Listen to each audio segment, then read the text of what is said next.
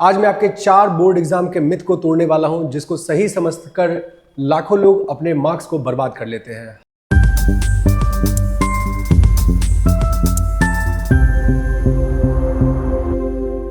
Hello my dear students, welcome to life X board booster channel. आज के इस video में हम लोग बात करने वाले हैं वो 4 मिथ जो आपके बेसिकली खुद के ही अपने एक्सपीरियंस, जैसा कि आप लोगों ने 10th बोर्ड के एग्जाम में दिया था और उसी को या उसी पैटर्न के हिसाब से आप 12th बोर्ड भी देते हैं और मोस्ट ऑफ द स्टूडेंट के मार्क्स पूरे के पूरे बर्बाद हो जाते हैं। आइए शुरू करते हैं इस वीडियो में। हमारा सबसे पहला मिथ ये है कि हम पूरी रात जाग करके पढ़े लास्ट मोमेंट पे। बोर्ड के एग्जाम में अब हार्डली 1 मंथ के आसपास का टाइम बचा हुआ है और ऐसे टाइम पर लोग पैनिक करते हैं और पूरी रात पढ़ाई करते हैं और पूरी रात पढ़ूंगा तो मेरे बोर्ड के एग्जाम्स में पूरे के पूरे मार्क्स बन जाएंगे और या मैं सब कुछ पढ़ लूंगा। ये है आपका पहला मिथ जो कि मोस्ट ऑफ द स्टूडेंट को लगता है। बट सच्चाई क्या है? सच्चाई जो सबसे ज़रूरी चीज़ है और ये चीज़ें आपको जब बोर्ड का एग्ज़ाम आप दे रहे होंगे तब समझ में आएगा कि यार पढ़ा तो हमने सब था बट याद ही कुछ नहीं आ रहा। जी हाँ, बोर्ड के एग्जाम के लिए जो सबसे ज़रूरी चीज़ है वह है आपका एक बेटर स्लिप, क्योंकि स्लिप भी आपके एग्जाम का पार्ट ही है। जैसे आप कोई भी चीज़ याद करते हो तो उसको स्टोर करने के लिए ब्रेन को थोड़े रेस्ट की ज़रूरत होती है। आप अगर वह रेस्ट नहीं देते हैं देन डेफिनेटली वो सारी चीज़ें प्रोसेस में ही रह जाती हैं एंड देन आफ्टर जब एग्ज़ाम का टाइम आता है तो आप में से बहुत सारे लोग अभी मॉक लगा रहे होंगे या प्री बोर्ड का एग्ज़ाम दे रहे होंगे तो इतना समझ में आ रहा होगा कि सर पढ़ा तो हमने सब कुछ था बट याद कुछ भी नहीं आ रहा। या बिल्कुल ध्यान से इस बात को आप समझिएगा कि ब्रेन को एक मेमोरी स्टोर करने के लिए सोना बहुत बहुत ज़रूरी है। अगर आप नहीं सो रहे हैं मीन्स आपको याद बिल्कुल भी नहीं रहने वाला है या सारी यादें धुंधली धुंधली सी रहने वाली हैं।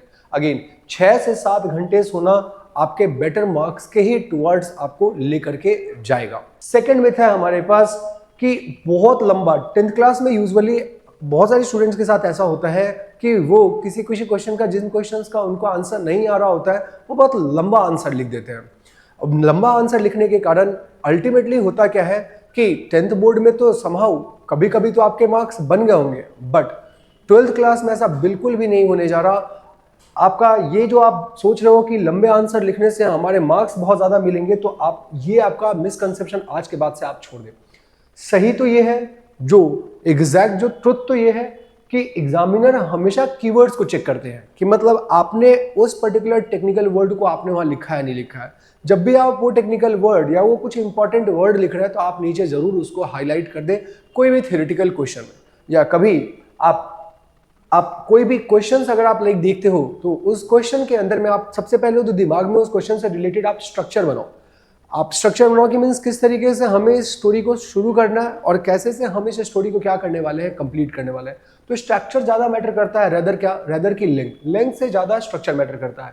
Third, the most important thing diagram, और अगेन डायग्राम पेंसिल से डायग्राम और हेडिंग बहुत ज़्यादा सही तरीके से क्लियर मीन्स पॉइंट वाइज अगर आप चीज़ों को कनेक्ट करते हैं वो आपके कॉपी को बहुत इंप्रेसिव बनाता है और आपको full out of full score दिलवाने में मदद करता है। ये रहा हमारा सेकंड मिथ कि हमें लंबे लंबे आंसर्स नहीं लिखते। थर्ड वन ये कि अब कुछ स्टूडेंट तो ऐसे सोच रहे होंगे कि अब तो पूरे साल तो करा नहीं या पूरे साल तो बीती, कि अभी लास्ट मंथ में पढ़ करके क्या होगा। हाँ, ये हमारे दिमाग में ऐसी चीज़ें आती हैं कि नहीं मतलब लास्ट मंथ में हम कैसे से कर लेंगे, एक मंथ में इतनी सारी चीज़ें।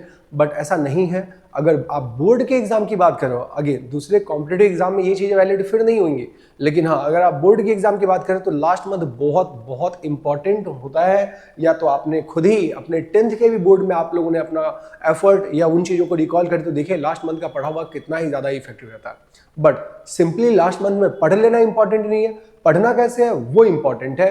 कि आप कोई भी चीज़ पढ़े हो, हमने अपने प्रीवियस वीडियो में हमने आपको बहुत सारे पीछे के वीडियोस में ऐसे प्लानर्स बताए हैं कि जैसे से आप किस तरीके से पहले मेन क्लास नोट्स, दूसरा एनसीईआरटी, तीसरा उसके exercise, exemplar, PYQ and the most important thing कि अब तो चैप्टर के शॉर्ट नोट्स जो आपके पास होंगे उसको आप बहुत ही प्लानर के साथ बैठते हुए उसको आप बहुत ही कीनली ऑब्जर्व करें और उसी को बार बार आप रिवाइज करें। पहला चीज। दूसरा, अगेन लास्ट मंथ में आप ये कर सकते हो, आप पीवाईक्यूज दे सकते हो, डिफरेंट मॉक टेस्ट आप दे सकते हो और उन टेस्ट पेपर का एनालिसिस कर सकते हैं कि बेसिकली हम गलतियां कहाँ कर रहे हैं, क्यों 70 आउट ऑफ 70 पढ़ने के बाद भी हम यहाँ पर स्कोर करने के लिए जब स्कोर की बारी आती है तो वहाँ 70 ही क्यों ला रहे हैं। और हर बार अगर आप एक बार 70 या 72 ला रहे हो तो ऑल ऑफ अ सडन आपके मार्क्स 80 आउट ऑफ 80 नहीं होने वाले। वो जो लास्ट के जो 7-8 मार्क्स के जो इम्प्रूवमेंट होते हैं, वह इम्प्रूवमेंट करने के लिए आपको एनालाइज करना बहुत ज़रूरी होता है और रिगरस मॉक लगाने बहुत ज़रूरी होते हैं। तो अगेन ये दोनों के दोनों चीज़ें करनी बहुत ज़रूरी है। अगेन टॉपर्स कैसे लिखते हैं कॉपी में, उसको आपको फॉलो आउट करना बहुत बहुत ज़्यादा इंपॉर्टेंट हो जाता है अगर आप इस बोर्ड एग्जाम की बात कर रहे हैं तो। Again the fourth thing is like कि ये तो हम लोगों की सोसाइटी में बराबर ही होता है कि अरे फलाने कोचिंग से लास्ट ईयर का टॉपर आया था, वही एडमिशन ले लेते हैं। अरे वो महंगा कोचिंग और बढ़िया सिखाएगा, वही एडमिशन ले लेते हैं। कि मतलब बोर्ड के एग्जाम के लिए चलो जैसे तैसे 10th तो हो गया, 12th में तो हमें फिजिक्स केमिस्ट्री और मैथ्स की ट्यूशन लगा लेनी है, और वो भी यहाँ पे जहाँ सब लोग जा रहे हैं।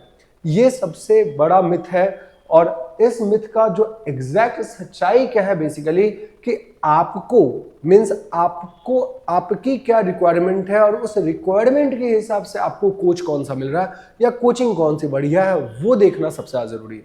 ऐसा बिल्कुल भी नहीं कि बिना कोच और बिना मेंटर के 12th क्लास वाली चीज़ें बहुत अच्छे से हो जाएंगी।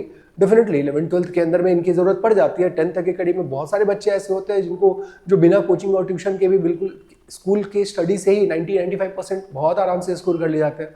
बट 11th-12th की बात करें तो वो ज़रूरी है, लेकिन उसके लिए ये समझना ज़रूरी है कि आपको स्ट्रेटेजाइज या आप किस प्रकार की स्टूडेंट है, उस हिसाब से आपकी कोचिंग कौन सी है नहीं है। एक चीज़ ये। दूसरी बात गाइडेंस। अगेन सेल्फ स्टडी और गाइडेंस सबसे ज़्यादा यहाँ पर काम करता है। कोचिंग बस केवल और केवल आपके लिए पाथवे तैयार करता है, तो ये आप बिल्कुल भी न रहे कि मतलब फलानी कोचिंग के अंदर में जाकर के लास्ट ईयर वो टॉपर आया था तो हम भी वहाँ पे टॉप बन जाए। तो जानने के लिए और ऐसी वीडियो के लिए बने रहने के लिए हमारे चैनल को लाइक और सब्सक्राइब जरूर करें, और आपको अगर किसी पर्टिकुलर सब्जेक्ट या टॉपिक में डाउट है, कमेंट करना बिल्कुल भी ना भूलें। Thank you.